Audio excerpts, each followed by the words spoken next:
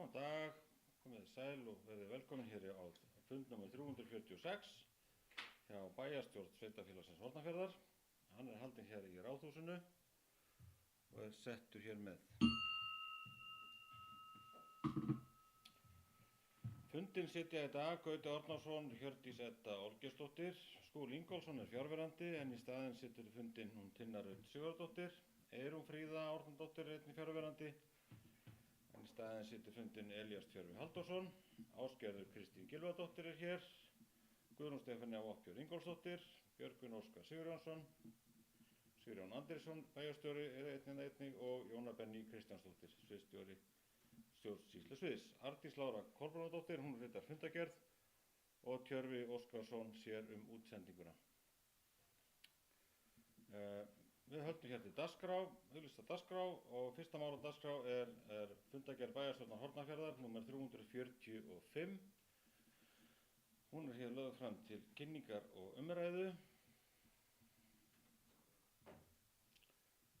Það kveður sér engin hljóðs, þannig þá höldum við bara áfram í næsta mál á dagskránni. Það er fundur bæjarráðs Hornafjarðar nr. 1204. Það er fullt af góðum öðrum málum, engin fundargerð sem liggur þar undir. Þannig að ég gef orðið laust fundargerð bæjarráðs Hornafjarðar nr. 1204.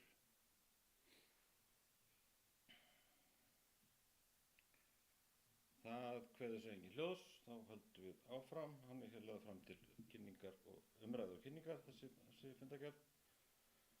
Og þá höldum við áfram í þriðja mál á dagskrá. Það er fundur bæjarráðs Hornafjarðar nr. 1205 og nú var ég ekki nógu fljótur.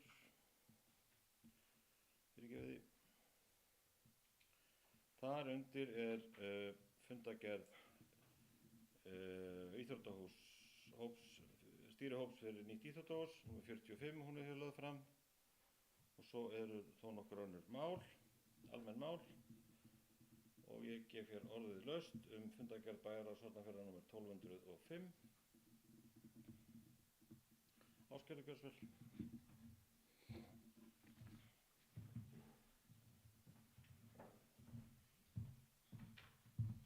Forseti, ágætu bæjarfulltrúar.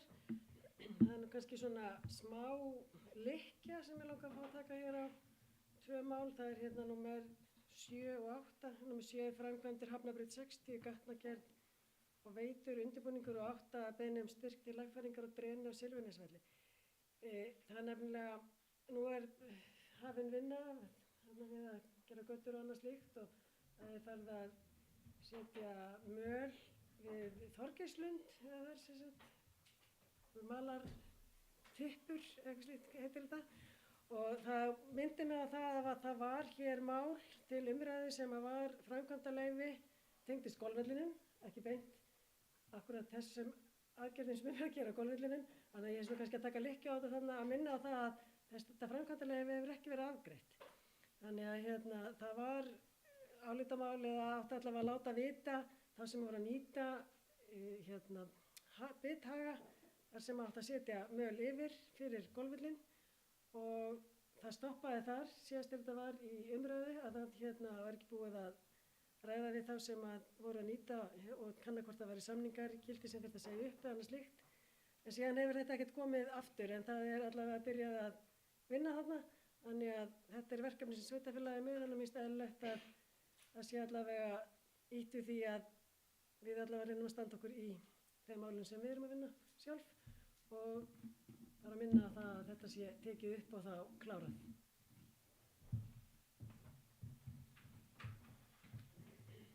Takk fyrir Ásgerður. Sá að Sigurjón punktaði þetta hjá sig, hann biður orðið, gjörðu svo vel. Forseti og ágætu bæjarfulltrúar, þetta er alveg rétt. Það var nokkuð mál sem að tengdust golfvellinum og öll miðuðu þau að því að stjórn golfklúbbsins hefur sýnt ákaflega mikinn metnað í sinni framtíðarsýn og við erum byrjuð að færa efni sem að koma upp úr veglagningunni þar sem við erum að leggja Hafnabraut 60 Skúlagötu og við hyggjumst nýta líka efni sem kemur upp úr verslunarmiðstöðinni. Þar eru framkvæmdir alveg á fullu og húsið er byrjað að rísa meira og við erum nýta það þá til þess að móta svona nýjar golfbrautir. Það hugur í golfklúbbnum að fara í 12 holu fyrst og gera þá ráð fyrir því í skipulagi að hægt sé að fara í 18 síðar meir. En það alveg rétt, það þarf að ræða við aðila þarna svona fyrir en seinna, en þarna nú verið að tala að færa efni eitthvað til en ekki fara að ýta þið mikið út til að byrja með. En þetta nokkuð mál sem tengjast klúbbnum og við þurfum að ræða þessi aðila sem hvort þeir með beitasamninga þessi frímerki sem að við eigum þarna og hvernig staðan og kynna fyrir þeim svona framtíðarsýn klúbbsins. Takk.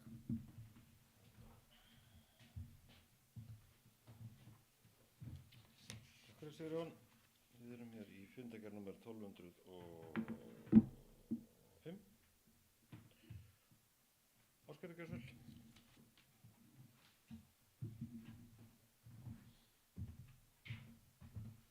Ég tek alveg undir það að golfklúbburinn metnaðarfullur í sínum hugmyndum og allt slíkt. En minnst það bara vera atriði að sveitarfélagi við ætlumst til þess að aðrir fari eftir ákveðnu skipulagi og vinnureglum og öðru slíku. Að við gleymum okkur ekki sjálf í ákváðunum. Þannig að og að mál, það oft sem að við erum að ræða eitthvað mál og þá að fara í ákveðna vinnu og sem að þau gleymast og kom ekki inn á borð aftur. Og þannig að það þarf að klára þau.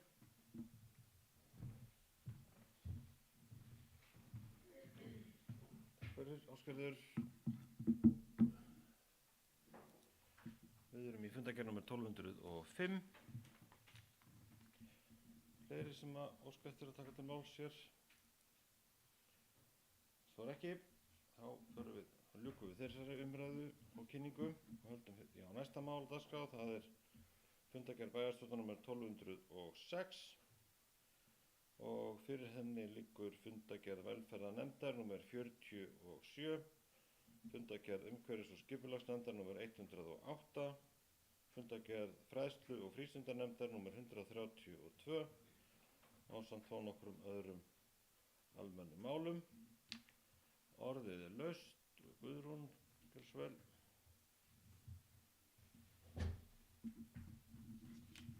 Fyrirgefðu.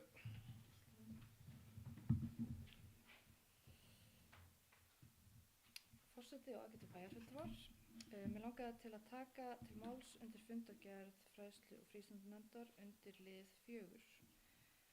Ég ætlaði svo sem ekkert að fjalla skýrsluna sérstaklega en ég vildi nota tækifærið og vekja athygli á því að sveitarfélagið hefur náð að standa við loforð sitt að taka á móti börnum á leikskóla frá og með 12 mánaða aldri. Nú síðasta deildin að opna miðjan þennan mánuð eftir þeim upplýsingum sem ég hef og fara þar inn yngstu börnin eða þau sem fædd eru 2025. Það eru mikil forréttindi að leikskólinn geti tekið á móti börnum jafnóðum og þau ná 12 mánaða aldrinum og væri það óskandi að staðan væri svoleiðis í öllum bæjarfélögum. Við getum verið stolt af þeim framförum sem við höfum náð í þessum efnum en þegar ég átti síðast barn sem var að bíða eftir að komast á leikskóla sem var árið 2020 þá var einungis hægt að taka á móti börnum einu sinni, kannski tvisvar á ári. En betur má ef duga skal og það þarf á mínum mati strax að fara að huga að hvernig við höldum áfram að gera vel í þessum málaflokki og hugsa til framtíðar. Ljóst að ef sveitarfélagi stækkar eins og við höfum áform þá þurfum við ekki einungis stærri grunnskóla, heldur líka annan leikskóla.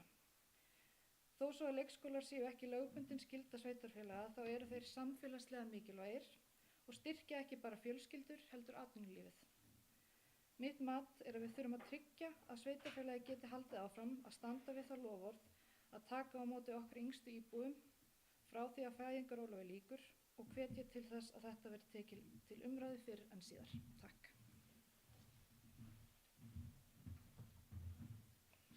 Takk fyrir Stefánía.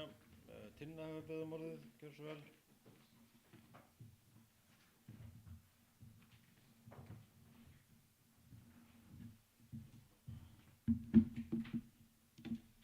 Forseti, ágætu bæjarfulltrúar. Ég vil taka til máls undir 7. lið þessara fundargerðar. Þetta var líka mál innan velferðarnefndarfundar sem undir þessari bæjarráðsfundargerð líka. En það stefna í málefnum fatlaðs fólks 2027 til 2035. Í fyrra var unnin metnaðarfull og flott stefna framtíðarsýn málefni aldraðra 2026 til 2034 og hún var samþykkt á bæjarstjórnarfundi 11. desember síðastliðinn. Sú vinna var skemmtileg, fræðandi og eflandi. Ég tók þátt í starfshópnum og vinnustofunum, ásamt því vorum við með opna fundi í Hofgarði, Hrollastöðum og í fundarhúsinu í Lóni. Þessi vinna var mikilvæg og er ég spennt að sjá áform að gera samskonar stefnu í málefnum fatlaðs fólks. Það er mikilvægt að vanda til verka og vera með skýra og metnaðarfulla stefnu í málefninu. Málefni fatlaðs fólks hafa því miður oft setið á hakanum, en það er þá aðalega vegna þess að það er skortur á fjármagni í málaflokknum. Það er rosalega flott vinna unnin í málefnum fatlaðs fólks á Höfn og er svo vinna í stöðugum uppbyggingafasa og mótum. En við getum alltaf gert betur og því er ég ánægð að sjá að það er verið að vinna í úttekt á þjónustu stuðnings- og virkniþjónustunnar hér og er það bara af hinu góða. Því að betur sjá augu en auga. Og við viljum vera með framúrskarandi þjónustu við okkar flotta hóp þjónustunotenda. Það verður gott og mikilvægt að hafa þessa úttekt til hliðsjónar við gerð stefnunar. Málefni fatlaðs fólks standa mér mjög nærri, enda vann ég með fötluðu fólki hérna í 10 ár. Og ég ætla að fagna því að þessi stefna sé í bígerð og hlakka því til að taka þátt í henni með einum eða öðrum hætti. Og ég vil hvetja öll sem hafa tengingu við fatlað fólk, hvort sem það eru notendur þjónustunar, aðstandendur eða aðrir, að taka þátt í gerð hennar, segja skoðanir sínar og móta þannig metnaðarfulla stefnu sem við getum öll verið stolt af. Takk.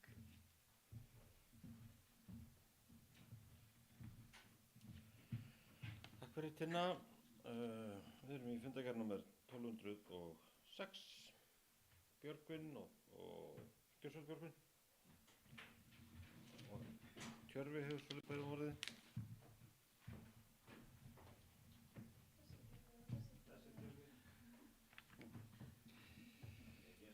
Forseti, góði bæjarfulltrúar, ég langar að taka til máls undir 3. lið fundargerð sem er 132. fundargerð fræðslu- og frístundanefndar og þar undir 5. mál á dagskrá sem er spjall við nýjan skólameistara FAS. Mér bara langar að nota tækifæri hér og bjóða nýjan skólameistara FAS velkomin til starfa, þótt hann hafi nú þegar starfað við hann í nokkra mánuði. Einnig vil ég lýsa yfir ánægju með aukinn kraft sem greinilega komin í starf framhaldsskólans og fagna auðvitað auknu námsframboði í honum. Við vitum öll hversu gríðarlega mikilvægt er að hafa öflugan framhaldsskóla á staðnum sem býður upp á fjölbreytt námsframboð í tengslum við atvinnulífið á staðnum, án þess þó að það bitni á grunnnámi við skólan. Takk fyrir.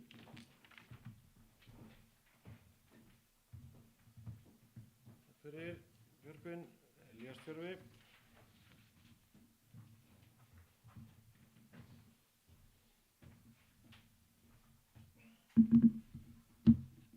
Forseti, ágætu bæjarfulltrúar, mér langar að taka til máls undir fundargerð umhverfis- og skipulagsnefndar. Það er þá liður 4 til því fundargerð sem eru tilnefningar til umhverfisverðlauna. Og ég ætla bara að vekja athygli á því að við erum óska eftir tilnefningum til umhverfisverðlauna fyrir árið 2025. Og frestur rennur út 7. mars og hægt er að senda tilnefningar á sjálín@tottenfjörður.is eða í afgreiðslu ráðhússins. Ég hvet öll til þess að skoða umhverfið sitt og reyna að muna aftur í tímann hvernig það lítur út úr sumri, þetta er allt fallegt og sendi inn tilnefningar. Takk. Takk fyrir Elías Tjörfi. Og við erum hér í fundargerðum 1206, orðið er laust, gjörðu svo vel. Já, Ásgerður.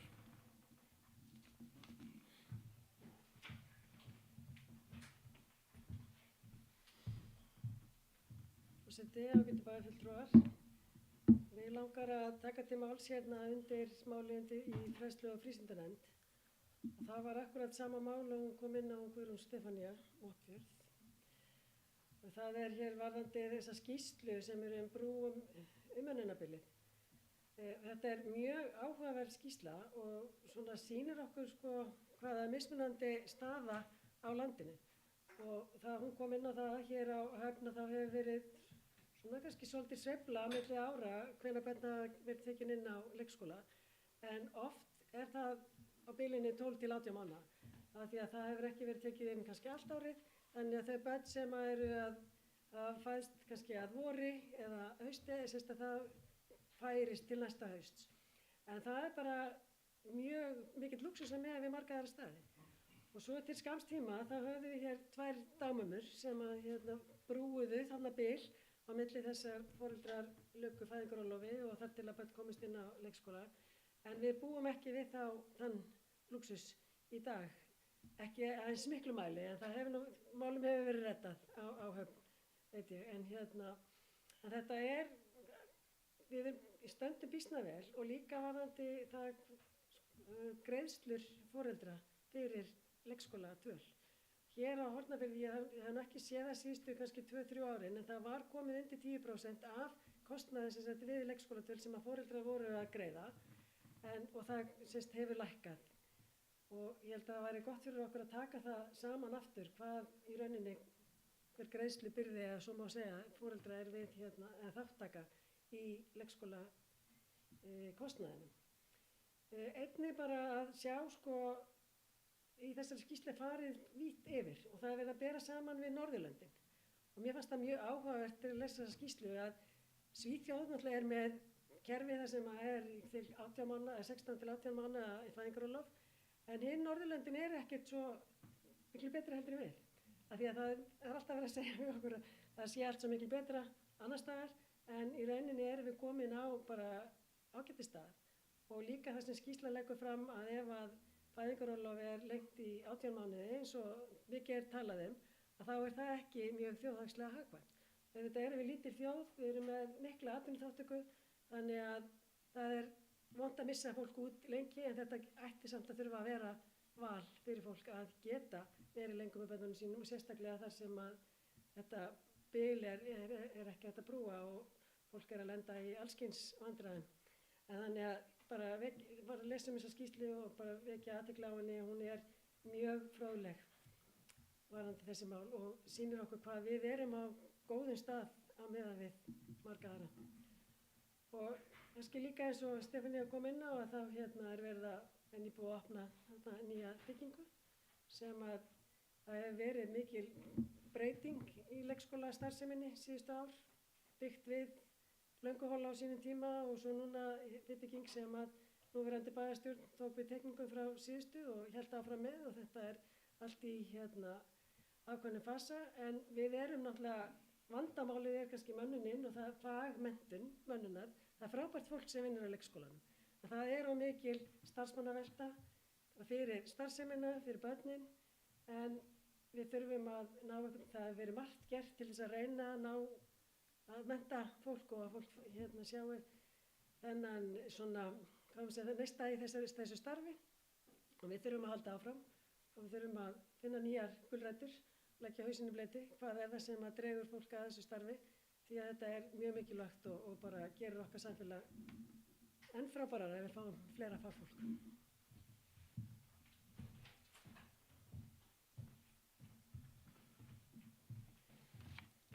Áskilði fyrir fleiri sem vilja taka til máls. Við erum með fundargerð nr. 1206. Það kveður sem enginn frekar hljóðs. Því líkur hér með umræðan hana og þá förum við áfram á dagskránni. Við erum með 5. mál á dagskránni, það fundargerð bæjarráðs Hornafjarðar nr. 1207. Þar undir eru fundargerðir hafnarstjórnar Hornafjarðarhafna nr. 281 sem og atvinnu- og menningarmálanefndar nr. 84 og gef hér orðið laust, gjörðu svo vel. Tina og Björgvin.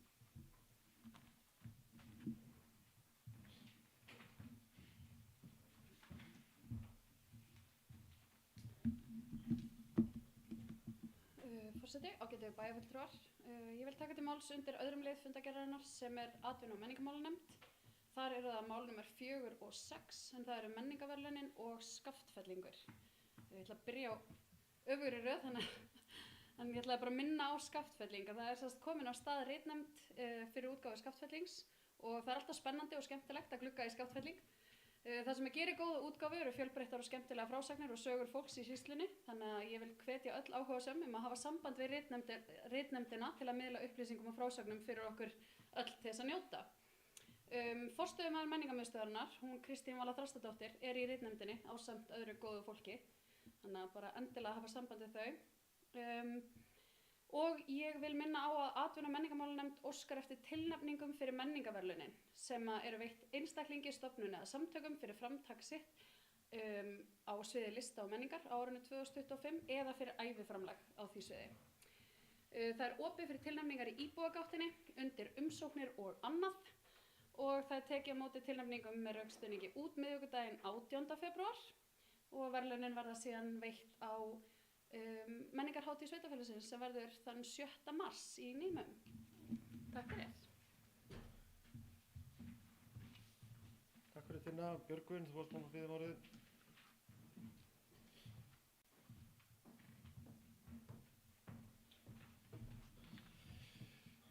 Forseti, ágætu bæjarfulltrúar, ég vil langar að taka til máls undir 4. máli fundargerðarinnar sem er málefnið Héraðsfréttablaðsins Eystrahorns og aftur vil ég nota tækifærið og fagna frumkvæðinu og kraftinum í nýjum útgefendum Héraðsfréttablaðsins Eystrahorns og þessu góða einstaklingsframtæki sem er að koma útgáfu Eystrahorns af stað að nýju. Það er ekki sjálfgefið að svo sé. Það eflir heldur betur bæjarbraginn að útgáfa Héraðsfréttablaðsins sé hafin að nýju og vill ég óska útgefendum blaðsins til hamingju með framtakið og blaðið og óska ég þeim jafnframt allsins besta við útgáfu blaðsins út þetta ár í það minnsta. En megi það vera sem allra lengst. Takk fyrir.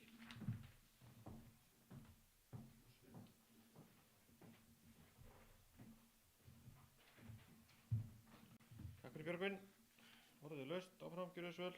Við erum í fundargerð nr. 1207. Ásgerður, gjörðu þess vel.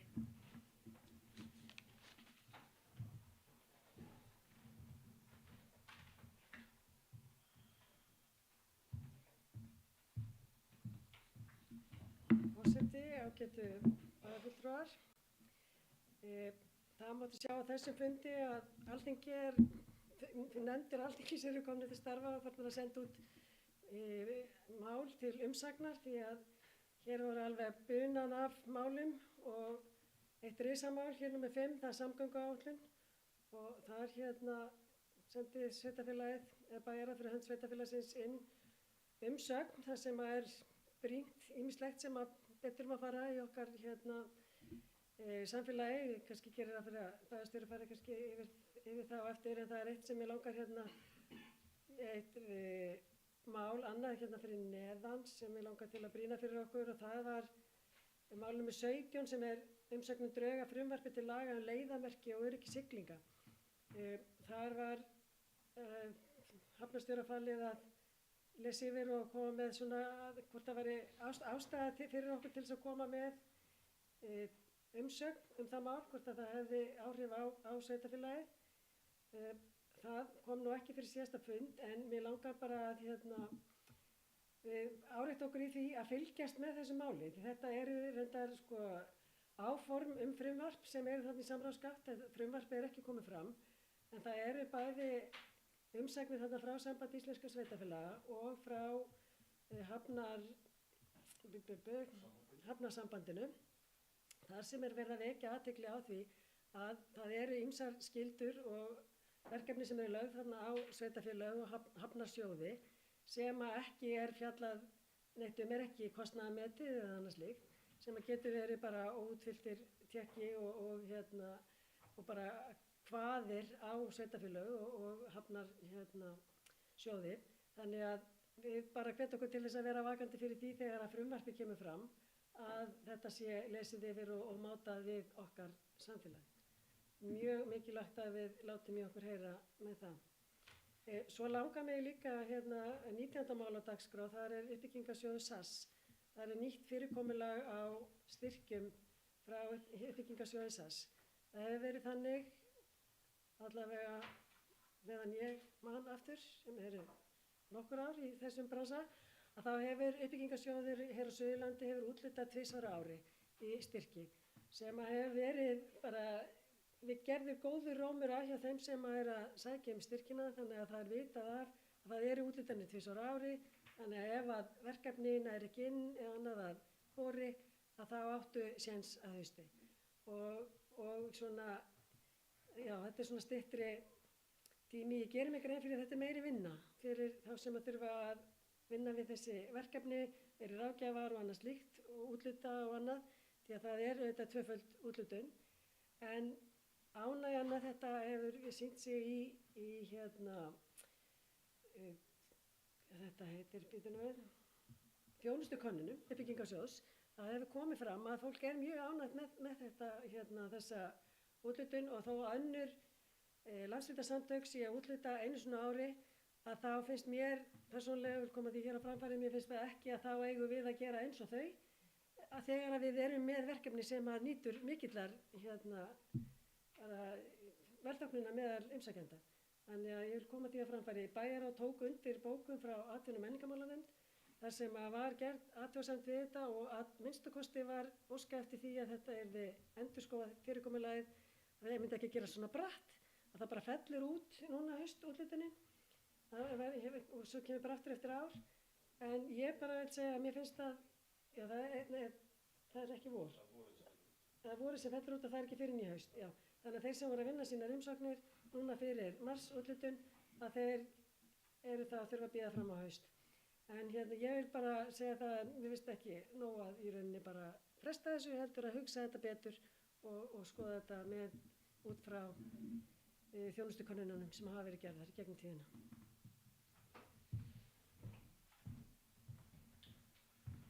Takk fyrir, Ásgerður.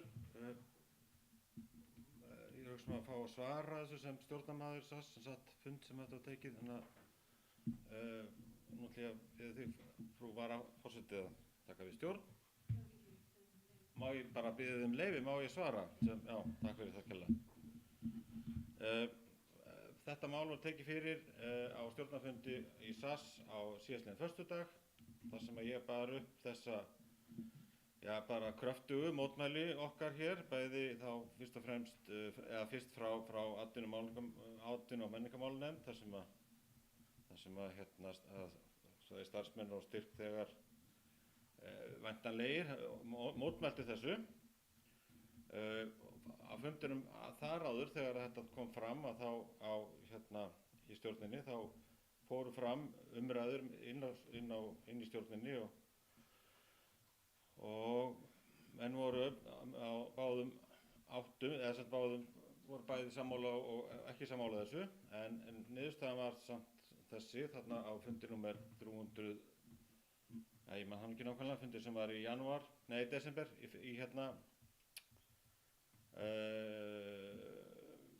janúar, það var í janúar náttúrulega á Selfossi, þá var þetta ákveðið, en menn voru ekki sammála af því að það væri menn voru ekki sammála hvaða leið ætti að fara. Ég tók þetta fyrir aftur á fundinum núna á föstudaginn, og bar upp þessa bókun bæjarráðs þar og óskaði eftir frekari umræðu þetta.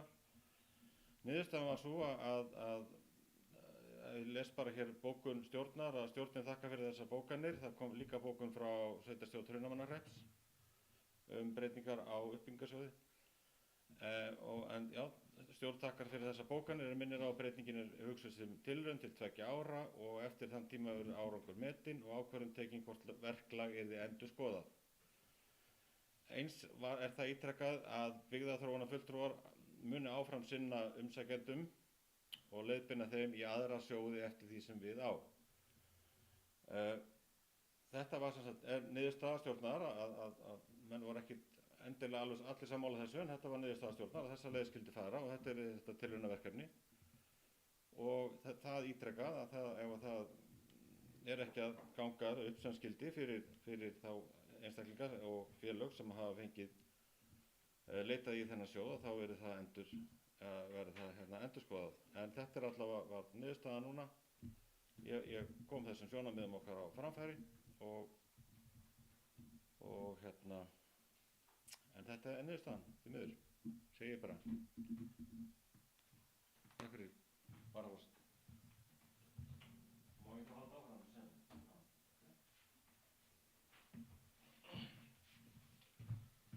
Takk fyrir að fá að svara þessu, en við erum hérna ennþá í fundargerð nr. 1207. Orðið er laust, gjörið svo vel. Sigrún.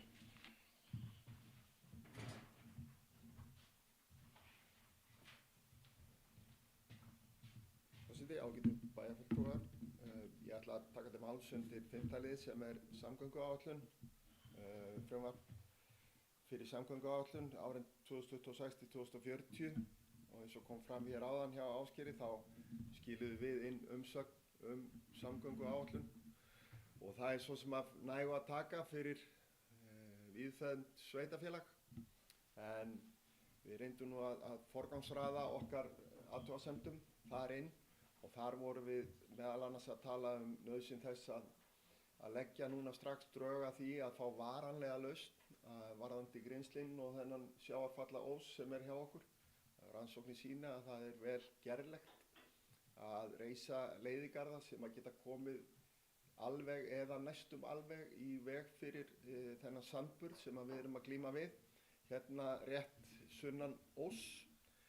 Við ræddum líka að styrkja Hornafjarðarflugvöll og við höfum verið mjög skýr með það að það markhópur sem fer stækkandi, ekki síst möguleikar okkar með öflugri innviðum sem að þjónusta þennan markhóp, það að segja þeim sem vilja koma hingað á sínum eigin flugvélum og gista hjá okkur og skoða stórkostlega náttúru. Við erum náttúrulega mjög vel staðsett þar og í þessu herbergi hérna í gær áttum við ánægjulegan fund með forstjóra Isavia, þar sem við ræddum meðal annars styrkingu Hornafjarðarflugvallar en við ræddum líka við forstjóra Isavia þó að það komi ekki beint inn á samgönguáætlun og þó að þá það þegar við erum búin að klára þarfagreiningu nýja björgunarmiðstöð í Öræfum og finna henni staðsetningu að það kom svona ríkur vilji til þess að fara þá strax í endurbætur á þeim flugvelli, hvort sem það verður Fagurhólsmýri eða Skaftafell sem verður þá sjúkraflugvöllur fyrir okkur þar og það var mjög bara góður fundur og við erum ánægð með hann. Nú við viljum líka fá öflugri vetrarþjónustu og settum það inn í okkar athugasemdir. Svo þarf náttúrulega að skýra áætlunum fækkun brúa. Það kemur fram í samgönguáætlunum að það sé sérstakt átak í að fækka einbreiðum brúm, ekki fækkun brúa, fækkun einbreiðra brúa. Og ég hitti samgöngunefnd í morgun og gerði þeim náttúrulega grein fyrir því að svona í byrjun fundar að hér í Hornafirði þetta eru mikla vegalengdir en eins og ég hef sagt oft áður þá eru 15 einbreiðar brýr á þjóðvegi 1 á Suðurlandi og þar af eru 13 í Hornafirði, hvorki meira en minna. 13 stórhættulega brýr. Svo þurfum við að bæta alls konar burðarþol vega, vegaxlir og við eigum bara ennþá langt í land og ég sýndi nú myndskeið á fundinu með samgöngunefnd í morgun og þær starfsaðstæður sem við erum að búa okkar atvinnu bílstjórum að aka hér vegina og þurfa jafnvel að draga inn speglana til þess að geta mætt næsta stóra bíl sem kemur á móti. Þetta alveg svakalegt og við þurfum að gera svo miklu betur. Og hérna það víða hjá okkur sem við þurfum að bæta burðarþolið. Svo ræddi ég líka við vegagerðina í gær í tengslu við undirskrift á samningjum Dýpkun og Grímslóni sem við komum kannski inn á hérna á eftir. Að þá ræddum við líka og sendum inn formlega beiðni og settum inn í athugasemdir okkar samgönguáætlun beiðni að færa framkvæmdir við endurbyggingu á Loðnubryggjunni okkar eða Bræðslubryggjunni eins og sumir kalla. Hún sett of langt fram í tíman og við í hafnarstjórn erum alveg sammála það að við viljum fara í hönnun á þessu ári og framkvæmdir á því næsta. Og ég átti sérstakt samtal þetta við vegagerðina í gær og við erum með okkur í liði að sjá hvort að við getum ekki fært þetta framar. Nú verið að veiða loðnu, hún byrjuð að koma, það komið nokkuð þúsund tonn hérna til okkar og ég held að flotinn sé eitthvað staðar úti í Kötlugrunni eða þar bil og hann nú viku á undan áætlun, sagði mér fagmaður í morgun, en það mjög ánægilegt að hún veiðist og skiptir okkur miklu máli. Síðan ræddum við Lónsheiðargöngin og umferðaröryggi þar, en svo voru 2 mál sérstaklega sem voru númer 1 hjá okkur og það voru mál sem ég tók sérstaklega upp með samgöngunefnd í morgun og það annars vegar færsla hringvegarins í Öræfum og hins vegar ný brú yfir Jökulsá og Breiðamerkursandi. Og færsla hringvegarins í Öræfum er verkefni sem hefur hvað mesta arðsemi, 12% arðsemi af þessum verkefni sem koma fram í núverandi frumvarpi. Og þetta sett á áætlun á öðru og þriðja tímabili sem þá ekki að byrja á þessu fyrir eftir árið 2031. Og þetta verkefni sem náttúrulega styttir hringveginn og tekur út sko í það minnsta 4 einbreiðar brýr þarf líka að komast fyrr á áætlun. Og síðan það brúin yfir Jökulsá á Breiðamerkursandi, Fellsána, það sko, hún stórhættuleg og gárungarnir tala að þessi brú sé umferðarþyngsta göngubrú landsins. Það koma 1 milljón ferðamenn á ári og þetta svona manngerð blindhæð og það líka þannig ekki bara þessi slysahætta heldur sko þungatakmörkun á brúnni sem að gera það verkum að eins og fólk að byggja mikið í dag þá þetta svokallega svona módúlar byggingar, forsteyptar einingar og mikið og það þarf að flytja hús sem eru sem sagt búið að byggja og eru flutt svona í heilu lagi, það þarf að flytja þetta alltaf á skipum hingað af því þetta kemst ekki í þjóðveginn. Og þetta orðið hamlandi bara fyrir sko ekki bara fyrir Suðausturland hérna á Hornafjörð heldur bara fyrir Austurland líka. Og það brúa yfir Jökulsá á Fjöllum sem sama hindrunin þar og þessa brú verður að færa framar heldur en á tímabil 2 og 3. Hún verður að komast framar. Nú deiliskipulag við Jökulsárlón tilbúið og við erum að funda í næstu viku með stýrihópum uppbyggingu þar og það verður bara þegar að vegurinn verður færður að þá verður að drífa í því að endurnýja þessa brú. Hún stór hættuleg. En það var fjölmargt sem við töluðum og í staðinn fyrir að við værum að skrifa kannski heila bók þá reyndum við nú að forgangsraða og taka stóru bitana.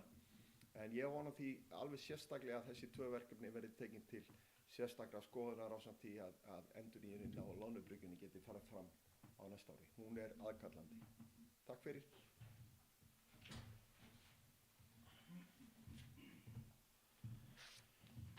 Heyr. Við erum hér í fundargerð nr. 1207.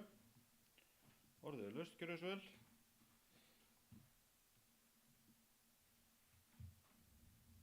Það kveður sig engin frekar hljóðs. Lýk ég hér umræðinu hana og við förum í fundargerð nr. 1208. Fyrirgefið.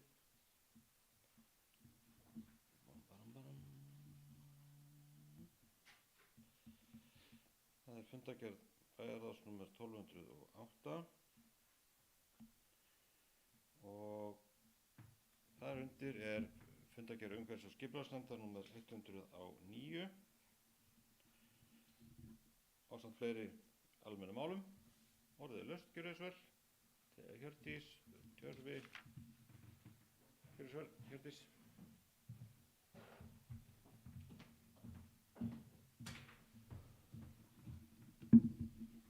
Forseti og góðir bæjarfulltrúar, mér langaði bara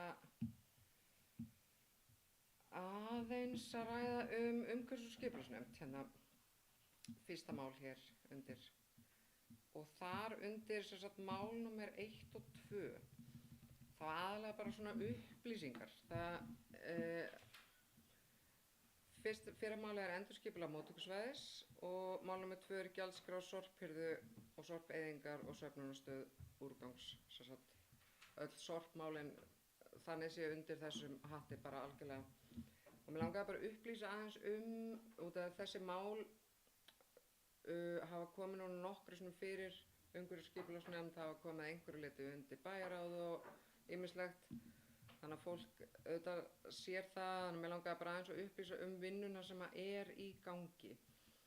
Ef við byrjum á endurskipulagi móttökusvæðis, þar verið að vinna í því núna að það eru til teikningar til þess að gera svæðið eða bæta svæðið eftir að það auðvitað tilgangurinn að bæta öryggi starfsmanna, bæta öryggi gesta eða viðskiptavinna sem komin á svæðið, gera aðstöðuna betri.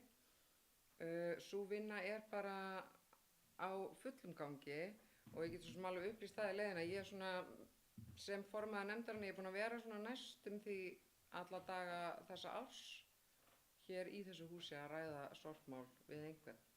Og reynda líka í heita pottinum í sundlauginu og svoleiðis. Þannig ég veit ekki hversu jákvætt það að hafa þessi mál á herðunum núna rétt fyrir kosningar, en ég það samt.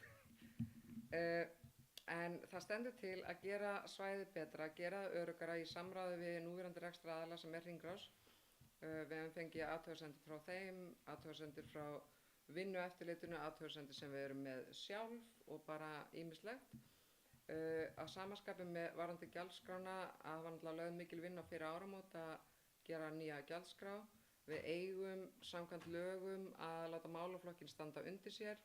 Við erum langt frá því að gera það og ég persónulega svona lög eins og margt annað svona sem að kemur frá ríki yfir að sveitarfélög, þá langar mér bara líka að árétta það að þau eiga náttúrulega jafnt yfir alla að ganga og gera ráð fyrir að það séu kannski allir eins. Sveitarfélag okkar er risastórt landfræðilega séð sem felur í sér sko marga milljónir bara í flutningskostnað. Það á bara ekki við í fullt af öðrum sveitarfélögum. Þannig að hversu raunhæft er síðan að öll sveitarfélög ná ég að uppfylla þessi lög, ég er ekki viss hreinlega hvort að það sé raunhæft, en það má auðvitað reyna og okkur er gert það að reyna. En við erum ennþá langt frá því, svo að það sé sagt.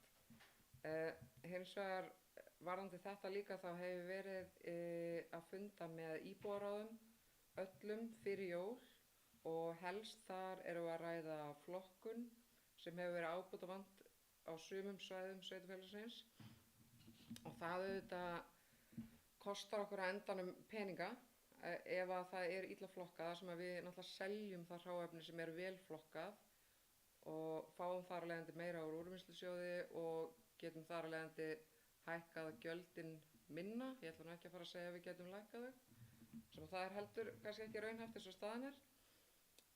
Þannig að við höfum helst rætt þessi mál og svo mál varðandi hrægáma sem eru staðsettir í dreifbýlinu. Þessi vinna er síðan í fullum gangi og ég er búin að funda með þessum íbúðaráðum aftur varðandi þessi 2 atriði og áreindar 1 íbúðaráð eftir sem er í Öræfum í næstu viku. Og eftir það tökum við ákvarðanir hvað við ætlum að gera, hvort við ætlum að breyta einhver þar eins og staðan er núna og annað sem ég vil bara nota tækifærið að setja út á ríkið. Til dæmis varðandi hrægáma, þeir eru oft á tíðum fullir af hreindýrum til dæmis eða gæsum.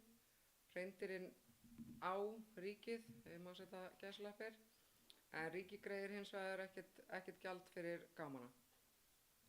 Það er svona eitt, þetta er svona málaflokkurinn er svolítið sko að leysa eitt vandamál og búa jafnvel til annað. Þannig að þetta er ótrúlega flókið, rosalega lifandi málaflokkur og vill svo til að mér finnst það skemmtilegt, sem betur fer held ég, en þetta er ótrúlega flókið mál, en þetta er samt hins vegar málaflokkur sem að allir hafa skoðun á.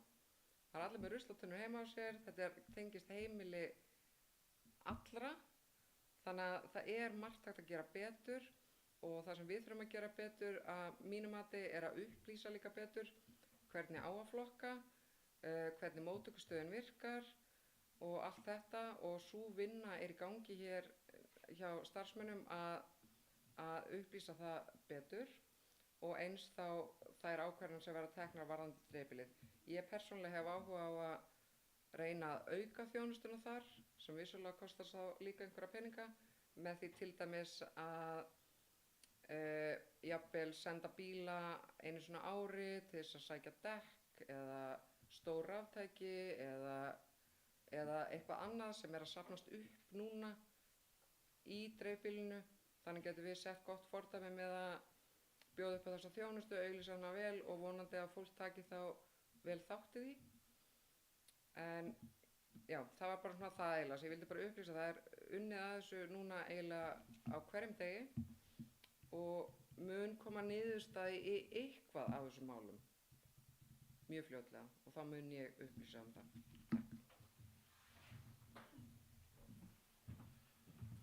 Takk fyrir Hjördís.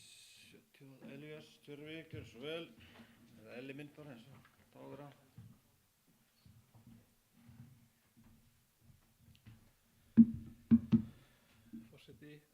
bæjarfulltrúar. Mér langar að taka til máls hér til liði nr. 2 sem eru fyrirhugaðar breytingar heilbrigðiseftirlitsins. En í samráðsgátt stjórnvalda hefur verið birt frumvarp til laga undir formerkjum einföldun eftirlits með hollustuháttum og mengunarvörnum sem að miðlar að því að leggja niður heilbrigðisnefndir sveitarfélaga og flutningu opinberu eftirliti með starfsskoðun atvinnustarfsemi yfir til stofnana ríkisins. Gott og vel, þetta svo sem frumvarp og í samráðsgátt og á að eflaust að einfalda hlutina gríðarlega og spara gríðarlega peninga fyrir alls konar, en ég hef áhyggjur af því að kostnaður sveitarfélagana eigi eftir að aukast með þessum breytingum og ég hef líka áhyggjur af því að ákvarðanataka færist enn fjær okkur í þessum málaflokki eins og gerist oftast þegar hlutirnir farast til ríkisins. Einnig liggur fyrir að það eru ákveðin verkefni sem að verða áfram hjá sveitarfélögunum sem að falla ekki undir þetta og þetta ekki nógu vel útfært finnst mér þetta frumvarp til bara finnst mér ekki nógu vel útfært og ég hef mikla áhyggjur því að kostnaður sveitarfélagsins muni aukast þetta og ég hvet okkur öll til þess að fylgjast vel með þessu og koma þessum atvinnusöfnum til ríkisins þetta.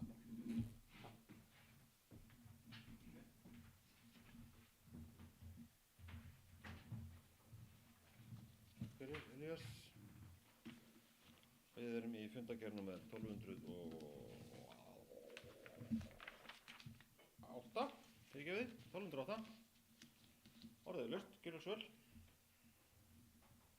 Ásgerður.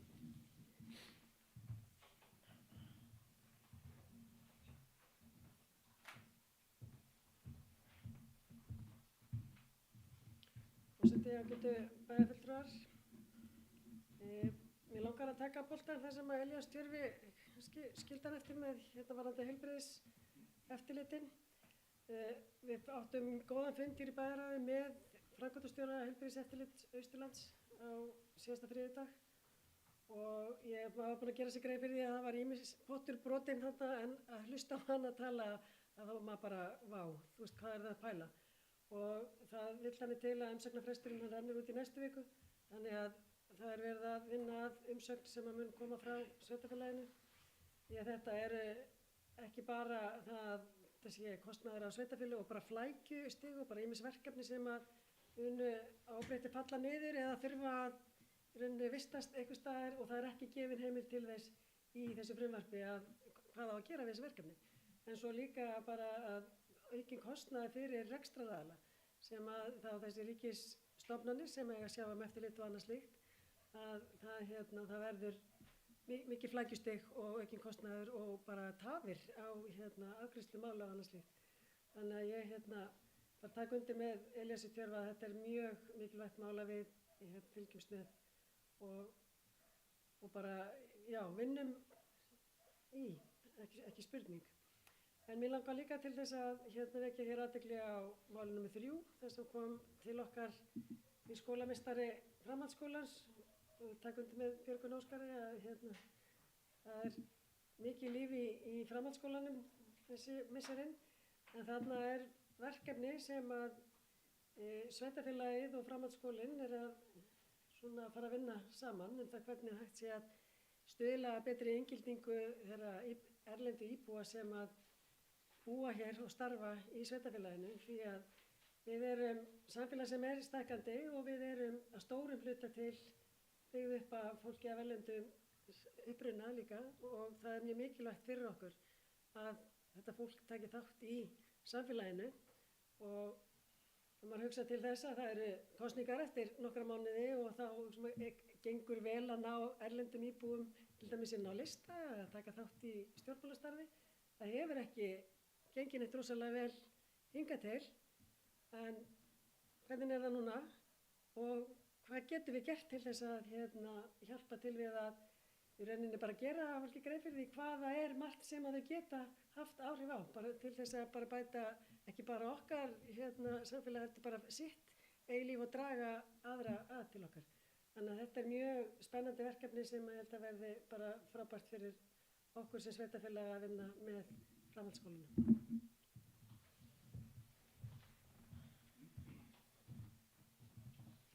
Takk fyrir Ásgerður.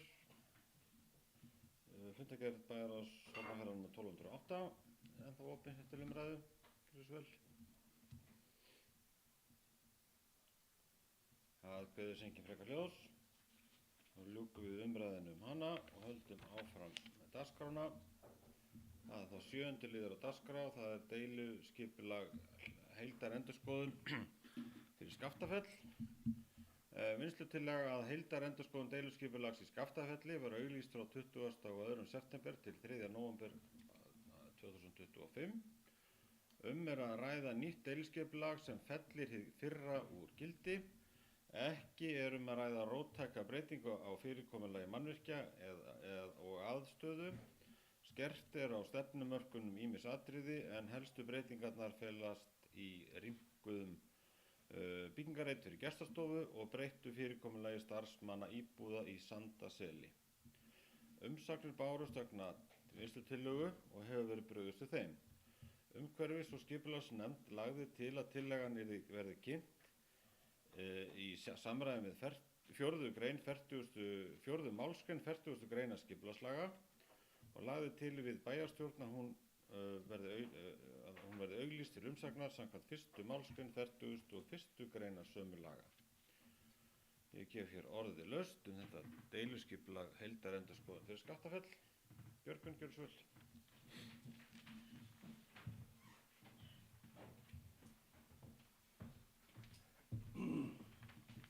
Forseti, góði bæjarfulltrúar.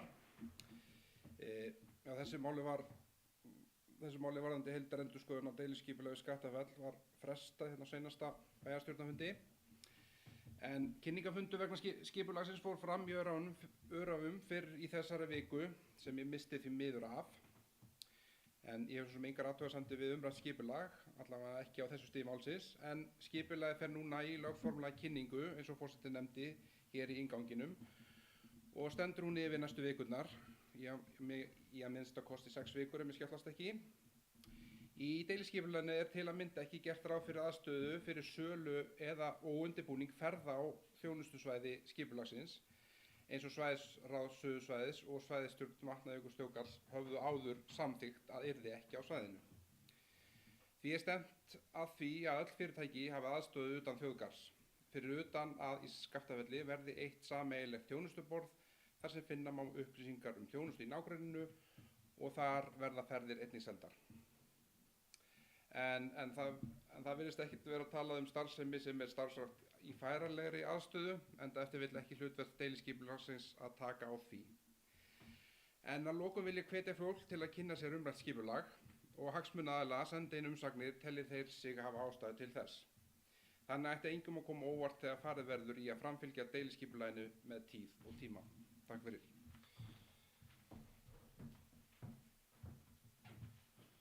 Takk fyrir Björgvin.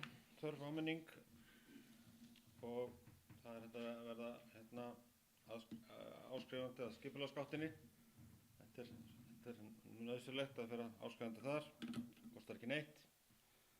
Það er gaman að vera áskrifandi að einhver sem kostar ekki neitt. Það er ekki allt svoleiðis í dag. Gjörðu svo vel, orðið er laust.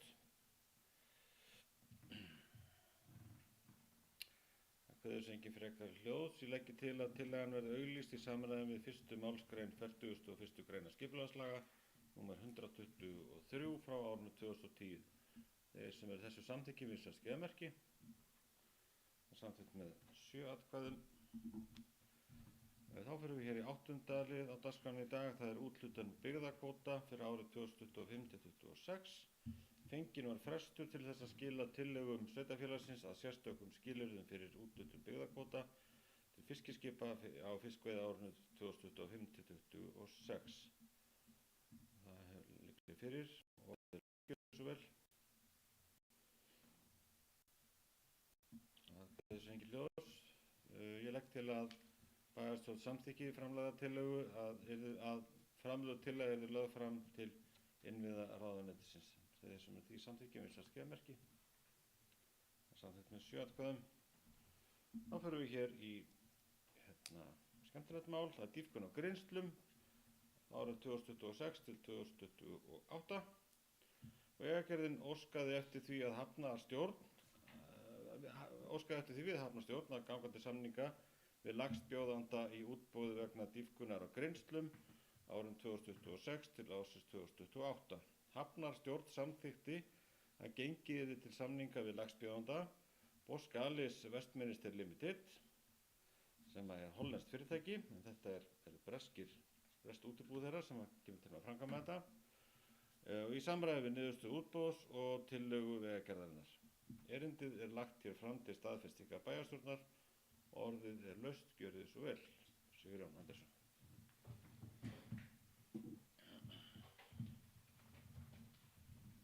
Forseti og ágætu bæjarfulltrúar. Það var bara mikill gleðidagur í gær fyrir okkur, fyrir samfélagið allt hérna, ekki bara fyrir sjávarútveginn hérna á Höfn, þetta fyrir okkur öll. Þegar ég skrifa undir samning dýpkun á Grimslum. Og núna í fyrsta skipti höfum við fyrirsjáanleika þegar kemur að dýpkun á Grimslunum. Þetta er afrakstur mikilla vinnu hjá mörgum aðilum. Þeim sem eru hérna inni hjá hafnarstjórn, Vigni Júlíusson forstöðumaður hafnarinnar á heiðuskilið fyrir sitt framlag og samstarf við vegagerðina. En þarna höfum við líka verið að vinna að rannsóknum í samstarfi við straumfræði svona sérfræðinga frá DHI í Danmörku, og hér hafa líka skipstjórnarmenn af svæðinu verið viðloðandi þær rannsóknir. Og þetta eru aðilar sem að koma hérna í sumar. Þetta er 3 ára samningur sem gerir ráð fyrir því að við tökum 2 milljónir rúmmetra af efni næstu 3 árin, 650.000 rúmmetra á ári.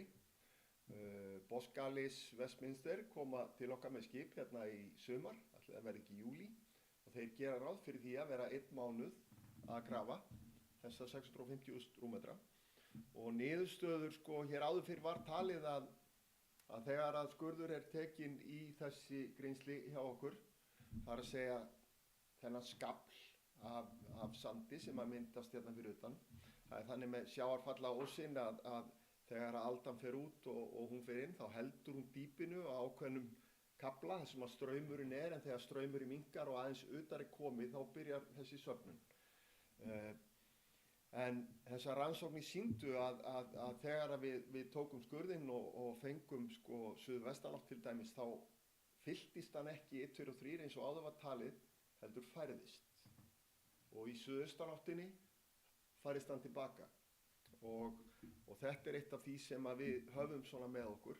Og nú er búið að tryggja fjármagni í samgönguáætlun til ársins 2030, þó að þetta sé 3 ára samningur. Þá skiptir þetta okkur bara gríðarlega miklu máli, og rekstraraðilar sem eru hérna og eru að fjárfesta í sjávarútvegi, fjárfestingar í sjávarútvegi hérna í Hornafirði þessi misserin eru á 2 milljarða, hugsið ykkur. Þannig að þetta var mjög gleðilegt, ég fagna þessu og ég veit að við gerum það öll, fögnum þessu innilega. Það var virkilega gaman að hitta þessa aðila og þeir eru spenntir fyrir því að koma hérna til okkar og vinna með okkur að þessu, og við höfum líka tryggt fjármagn í áframhaldandi rannsóknir, og það verður mjög ánægjulegt að sjá hvaða niðurstöður koma út úr því þegar að svona mikið magn verður tekið, af því að þetta er næstum því 3-falt meira heldur en við höfum nokkuð tíma tekið á Grimslunum sem eru tekið á hverju ári. Þannig ég bara fagna þessu og vil óska okkur öllum til hamingju með þetta. Takk fyrir.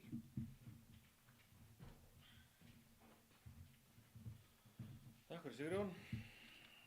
Nú er bara tíma að flagga held ég bara, það er svo glæsilegt. Orðið laust, gjörðu svo vel, dýpkun á Grimslum. Það kveður svo engin ljós. Því legg ég til að bæjarstjórn samþykki að gengi verið til samninga við lægstbjóðanda og óskveðikarinnar, sem hann er búið að gera, en við þurfum samt að samþykja það, þannig að þeir sem er þessu samþykki við slæst geðmerki. Það er samþykkt með 7 atkvæðum. Þá förum við hér í 10. lið á dagskránni, það er fjárhagsáætlun Hornafjarðar hafna fyrir árið 2026. og lögð fram hér fjárhagsáætlun Hornafjarðarhafnar fyrir árið 2026 og orðið gefið laust, gjörðu svo vel. Björgvin.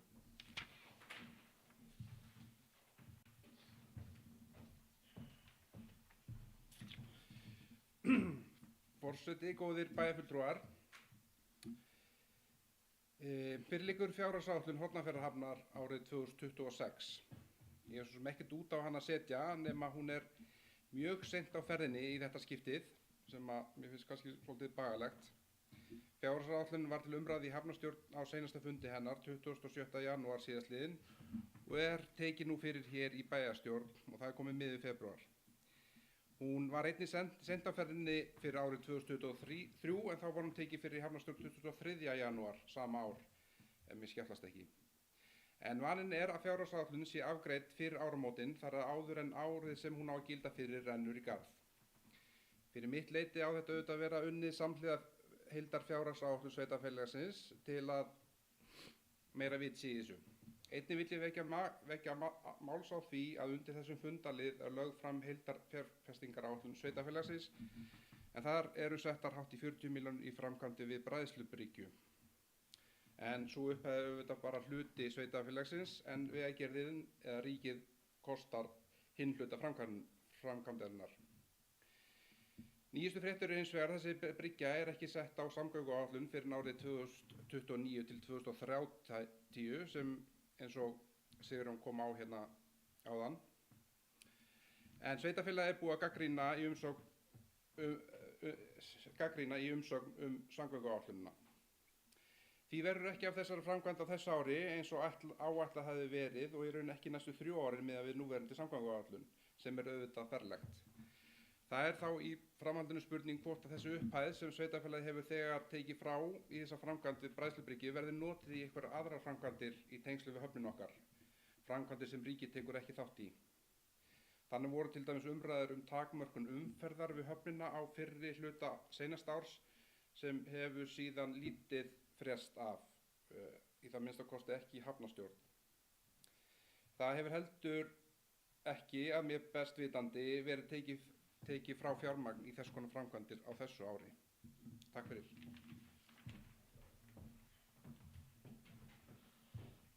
Takk fyrir Björgvin. Orðið laust. Sigurjón Gjörsvel, hafnarstjóri. Forseti, ágætu bæjarfulltrúar.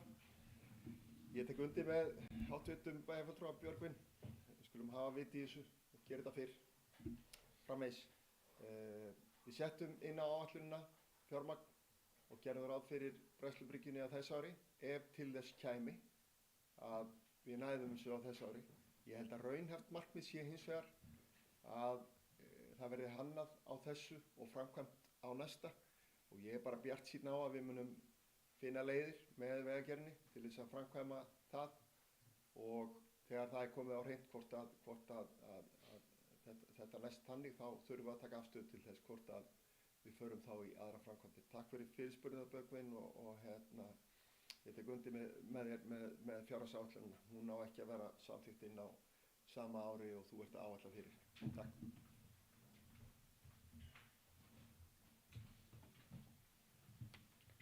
Takk fyrir Sigurjón.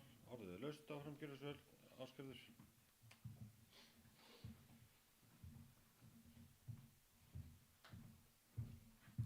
Forseti, ágætu bæjarfulltrúar, bara eitt sem ég langar til þess að taka inn í þessa umræðu sem það fjárhagsáætlunin seint á ferðinni en á sama tíma erum við með hér seinna á dagskrá viðauka við fjárhagsáætlun þar sem að eitt verkefni sem var samþykkt í ágúst síðastliðinn 2025 rataði ekki inn í fjárhagsáætlun Hornafjarðarhafnar þrátt fyrir að hún væri ekki kláruð fyrir í janúar sem mjög bagalegt.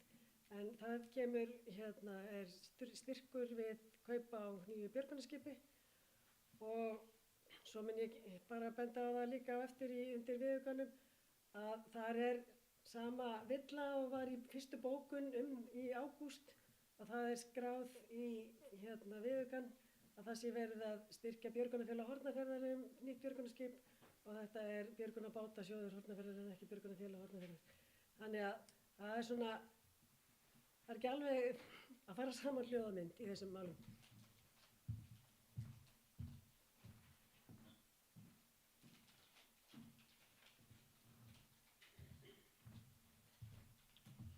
Takk fyrir Ásgerður. Fleiri sem vilja taka til máls undir þessum fundalið? Svo er ekki. Því legg ég til að bæjarstjórn samþykki fjárhagsáætlun Hornafjarðarhafnar fyrir árið 2026, þeir sem því samþykkir starfsgeðamerki. Samþykkt með 7 atkvæðum, þá förum við hér í lið nr. 11 á dagskránni í dag. Það er gjaldskrá Hornafjarðarhafnar fyrir árið 2026. Gjaldskrá Hornafjarðarhafnar er lögð hér fram fyrir árið 2026.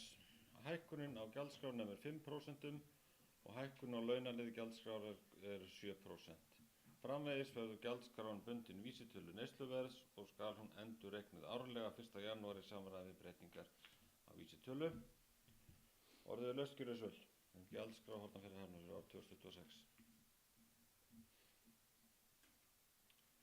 Það kveður sér engin hljóðs. Því legg ég til að bæjarstjórn samþykki gjaldskrá Hornafjarðarhafnar fyrir árið 2026. Þeir sem eru því samþykki vinsælst gefa merki. Samþykkt með 7 atkvæðum. Aðeins að fá að spyrja hérna eitt.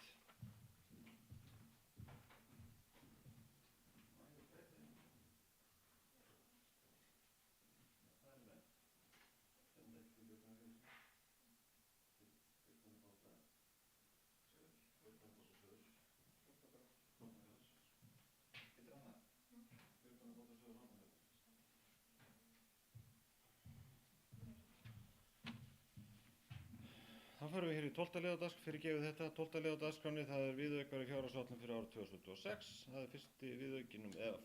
1 fyrir fjárhagsáætlun 2026 vegna óskar aukafjárveitingu vegna styrks til golfklúbbs Hornafjarðar, vegna fundakostnaðar fræðslu og frístundanefndar sem og styrk til björgunarbátasjóðs Hornafjarðar vegna kaupa á nýrri Ingibjörgu.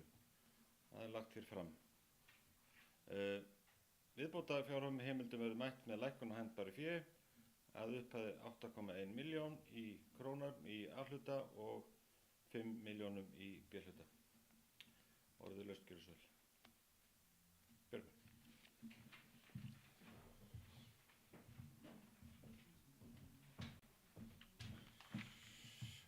Forseti, ágæti bæjarfulltrúar, ég geri svo sem enga athugasemd við afgreiðslu og samþykki á framlögum viðauka. Mér langar samt sem áður að fá að ræða hann aðeins hérna, eins og Ásgerður kom aðeins inn á áðan. Stundum koma óvæntir hlutir upp sem þarf að bregðast við og setja fjármagn í og afgreiða sem viðauka við fjárhagsáætlun. Mér er samt sem áður ekki nógu gott þegar við þurfum að vera að gera viðauka fyrir því sem ákveðið er tímalega fyrir fjárhagsáætlunargerðir hvers árs. Nú er ég að vísa í styrk til björgunarbátasjóðs Hornafjarðar, en styrkurinn er núna hluti af umræddum viðauka, en hefði auðvitað ekki þurft að vera það. Málið var til að mynda tekið fyrir tvisvarsinnum fyrir hafnarstjórn á seinasta ári, í seinna skiptið vegna staðreyndavillu í bókun hafnarstjórnar í fyrra skiptið, sem að það var tekið fyrir. Þessi mistök við fjárhagsáætlunargerðina eru auðvitað engum einum að kenna. Þetta er allt mannanna verk og svona kemur fyrir. En við þurfum öll að reyna að passa þetta betur í framtíðinu og vanda okkur meira. Og bendi einnig á að það er ennþá talað styrk til björgunarfélags Hornafjarðar í minnisblaðinu sem er undir málinu, en það á auðvitað að vera styrkur til björgunarbátasjóðs Hornafjarðar. En eins og ég sagði hér í upphafi, þá ger ég ekki athugasemdir við afgreiðslu og samþykki á framlögðum viðauka. Takk fyrir.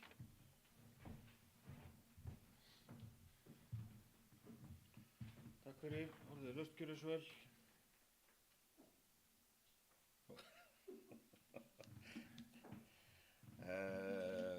Ekki fleiri sem kveða sér hljóðs.